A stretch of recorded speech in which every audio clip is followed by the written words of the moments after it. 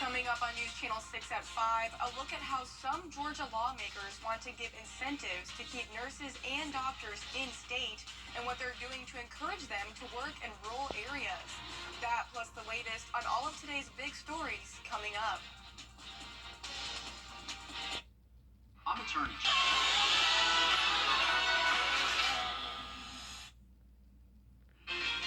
Get ready for it. It's the coldest night of the year with temperatures in the low 20s and some locations in the teens. It's a very chilly 5 for 6 forecast straight ahead.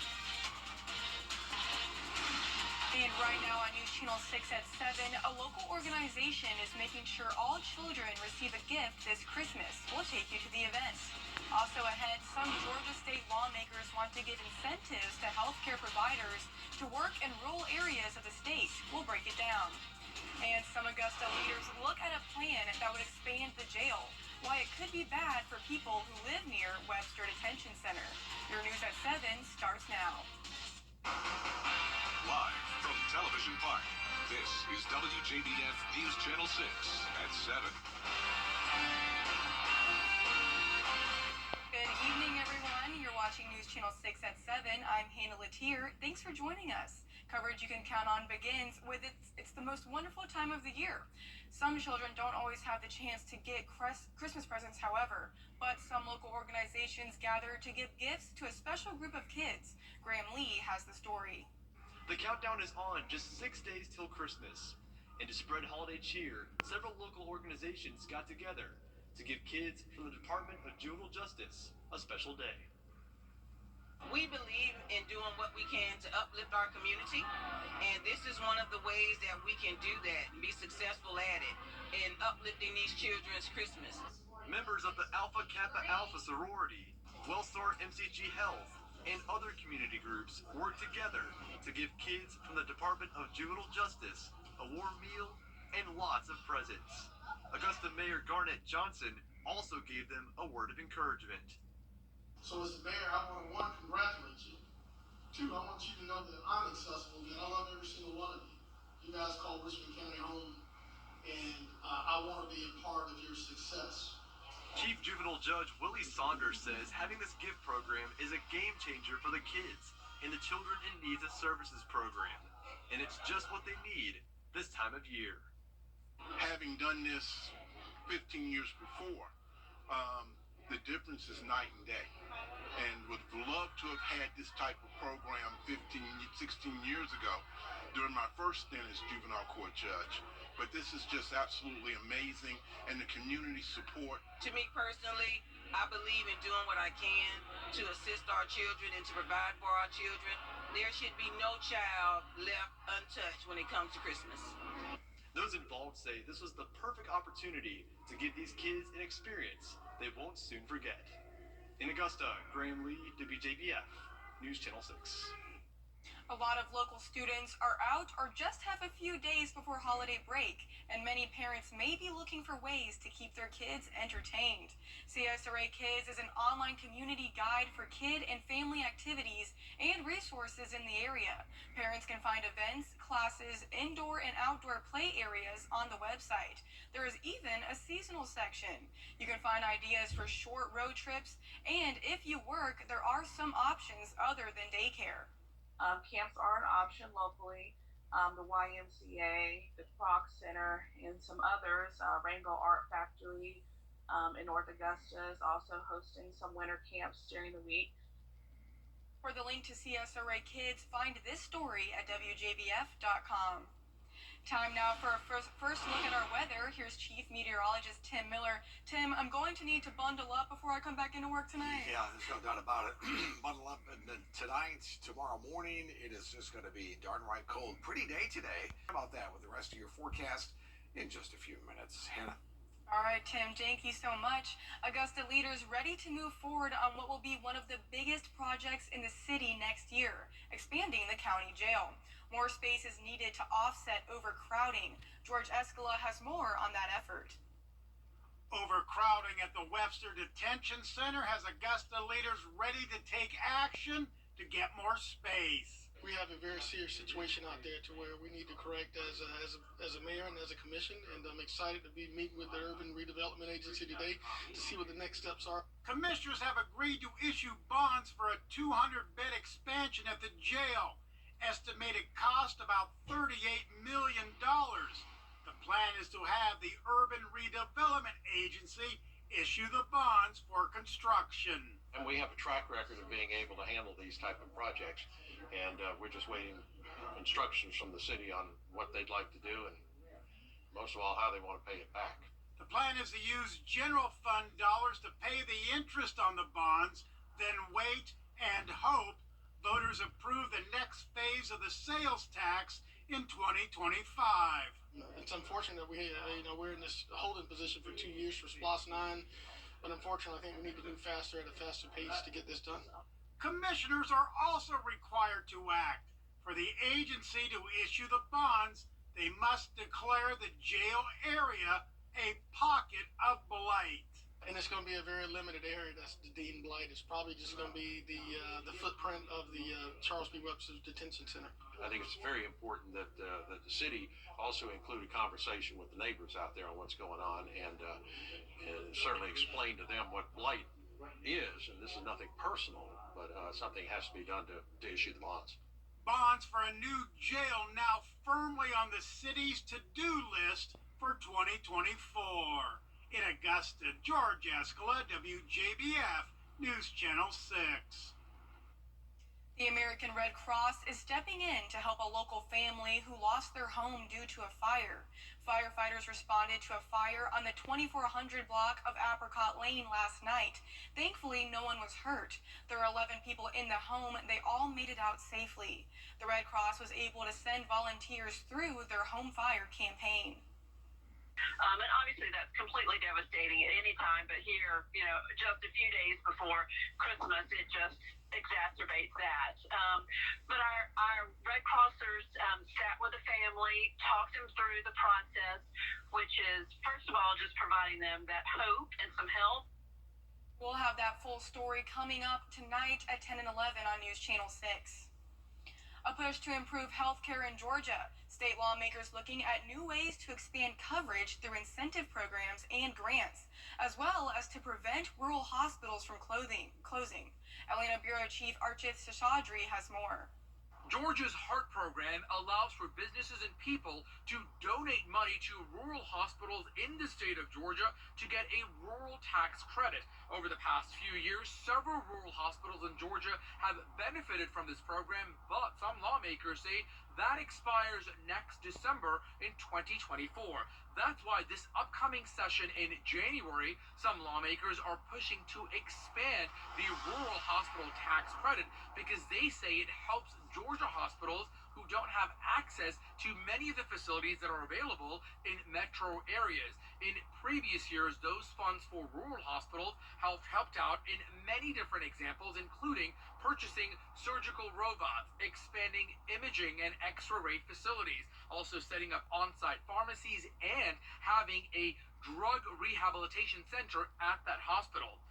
If you have an outsized surplus, that is an indication that you're not investing in your state the way maybe you should be. We can talk about investing in the state in ways that will make us a healthier state through Medicaid expansion, through expanding opportunities for healthcare and incentives to have more physicians in Georgia. Lawmakers say ultimately it's to help people who are in rural Georgia get access faster because they say sometimes it could take up to 45 minutes to an hour to reach a hospital in rural parts of the state. Healthcare is one of them, and trying to move forward with affordable ways to deliver healthcare to Georgians and in a way with sometimes some innovation that's needed. Certainly the spread of Georgia and its rural areas versus its urban. Some Democratic state lawmakers said they are pushing to expand Medicaid in Georgia because it would bring federal dollars here to the state of Georgia that's currently being untapped. They say that way that people can have early detection and be taken care of on the front end instead of waiting on the back end, which could ultimately cost Georgia taxpayers more. Reporting in Atlanta, Archith Seshadri, Atlanta Bureau Chief. Up next, a South Carolina family is filing a wrongful death lawsuit after the death of their daughter. We'll have the details when coverage you can count on continues. Hey there, Georgia. I'm John Grother. Presented by BrandsMart USA. The News Channel 6 mobile app is now even better. Download it today. The family of an upstate teen has filed a wrongful death lawsuit against the owners of Anderson Mall. Here's Ariana Meadows with more details. My main goal with this lawsuit was to be able to be put in a position to keep this from happening to another parent. Kalila Gray, the mother of Shaheem Clemens, demands justice for her son. He was shot and killed in July 2022 at the Anderson Mall. According to the lawsuit, Clemens was home from college and went to the mall with a friend. While in the parking lot, they were approached by Amelia Robinson and others. Later in the day, while leaving the store, they were approached again. When Clemens tried to leave, he was shot and later died at the hospital. We're here because this is a matter of public safety.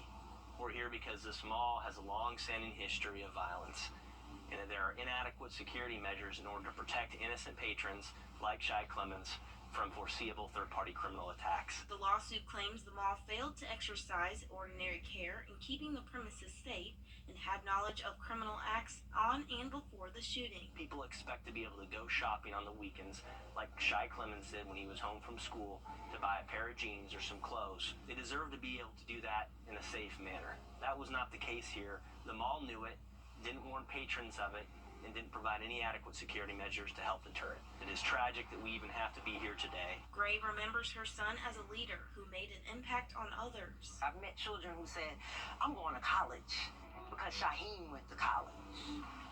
He was an example. I'm going to say it how y'all young people say it. My son was a whole vibe. I hope you all catch it. I hope you all catch it. She says her world hasn't been the same since her son died, and the holidays make it more difficult. I'm empty. I try to feel the holiday cheer because, you know, everybody should be happy. But I'm empty. I'm lost. That's it. It's hard. Very hard.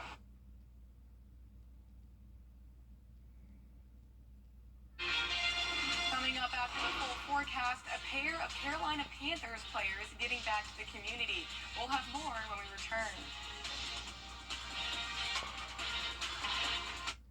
I'm attorney Ken Nugent. And you said it's going to be 23 in Saluda? 19 in Saluda. So yeah, it's going to be good. You got to make your way out there too, don't you? I know. Bundle up. Well, Godspeed. Yes, true. Yeah, absolutely. Thank you, Tim. Panthers players Brady Christensen and Austin Corbett were the organizers for the Light the World campaign. They used 3 giving machines with items such as school supplies, backpacks, clothing items, food items, and more.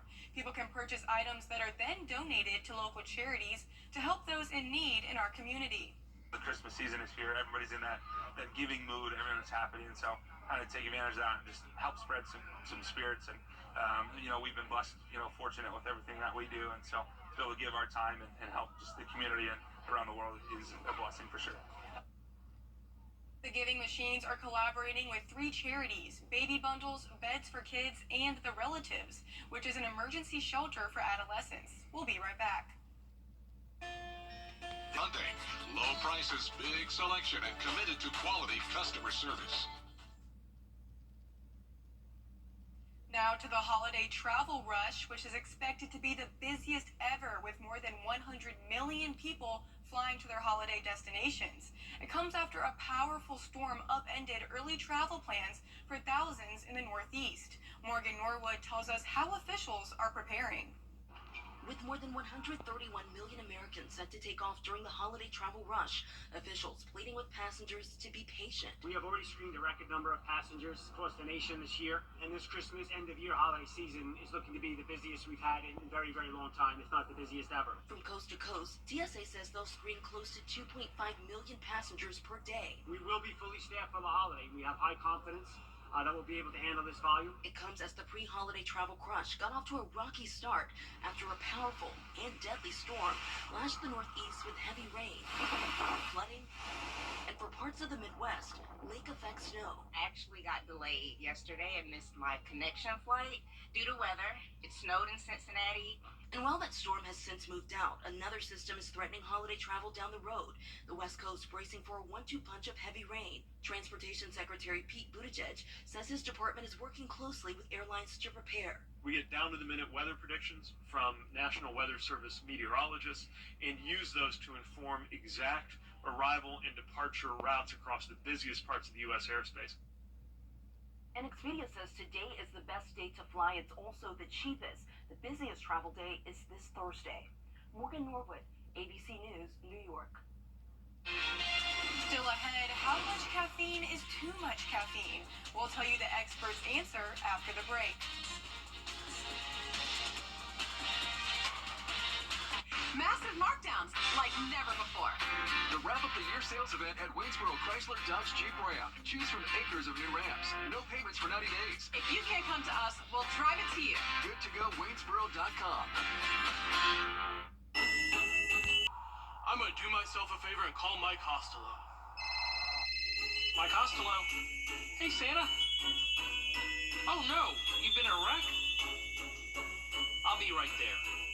I was in a wreck, and I did myself a favor and called Mike Costello. Whatever the holidays mean to you. Besides still cutting the line, where each job is our best. We'll pay off your credit card up to $1,000. Wrap up the year sales event at Waynesboro Chrysler Dodge Jeep Ram with 2.9% financing. Get instant credit approval.